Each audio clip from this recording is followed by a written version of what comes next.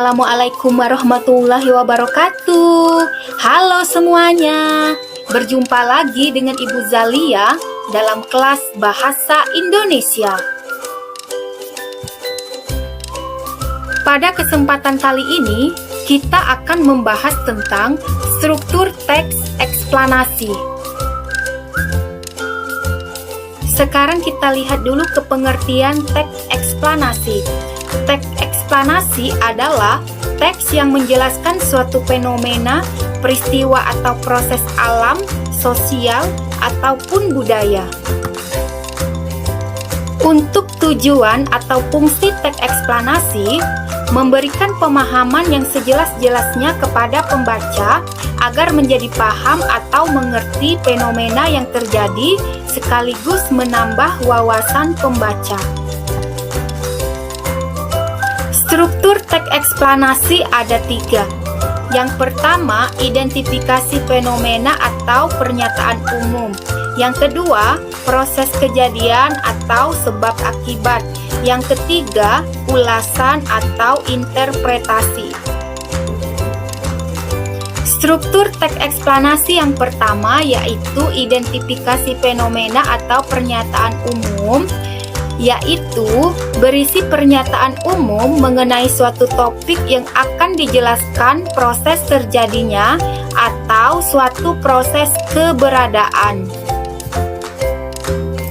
Untuk contoh identifikasi fenomena dalam sebuah teks, di sini ada teks eksplanasi yang berjudul permasalahan sampah. Sampah merupakan barang atau benda yang sudah tidak digunakan lagi. Keberadaan sampah sangat mengganggu kesehatan masyarakat di sekitar. Sampah dibagi menjadi 2 jenis, yaitu sampah organik dan sampah anorganik. Sampah organik adalah jenis sampah yang mudah terurai, seperti sayuran, daun-daun kering, dan sisa-sisa makanan. Sampah ini dapat diolah sebagai pupuk atau kompos untuk tanaman. Sementara, sampah anorganik adalah sampah yang tidak mudah terurai, seperti plastik, botol, kaleng, dan lain sebagainya.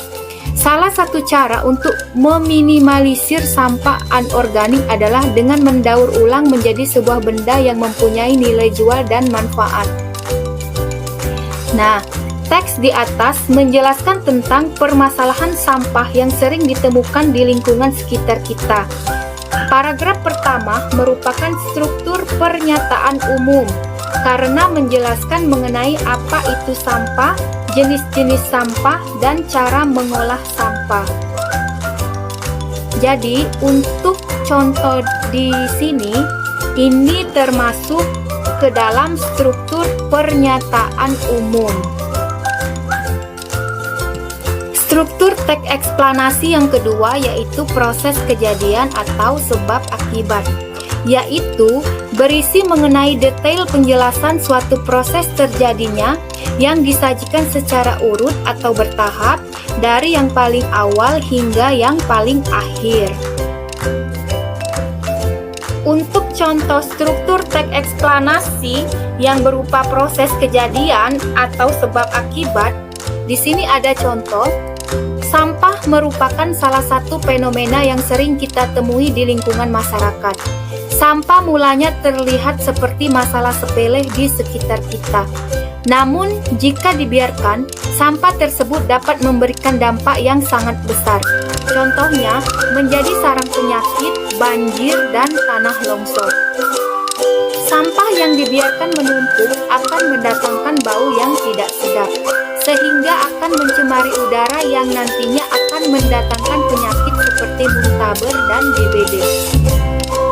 Selain itu, sampah juga dapat mendatangkan bencana alam, seperti banjir dan tanah longsor. Sampah yang dibuang ke sungai secara terus-menerus akan membuat air sungai menjadi sulit mengalir, dan lama-kelamaan air sungai bisa meluap apabila banjir. Tentu saja akan menyulitkan kita untuk beraktivitas dan bekerja. Banjir yang sangat besar dapat menyebabkan tanah longsor. Di paragraf kedua dan ketiga di atas dijelaskan mengenai bagaimana sampah bisa memberikan dampak negatif bagi lingkungan dan kesehatan manusia.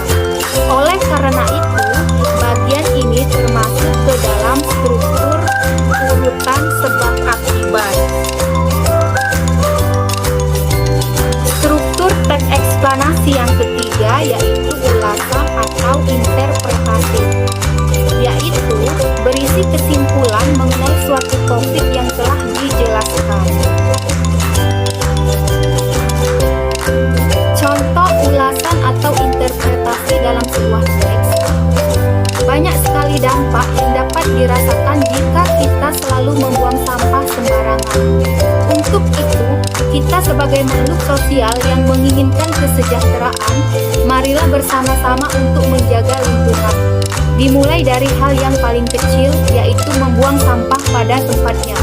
Sampah organik dapat diolah menjadi pupuk atau kompos untuk tanaman, dan sampah anorganik dapat diolah kembali untuk menjadi barang yang mempunyai nilai jual yang sangat tinggi.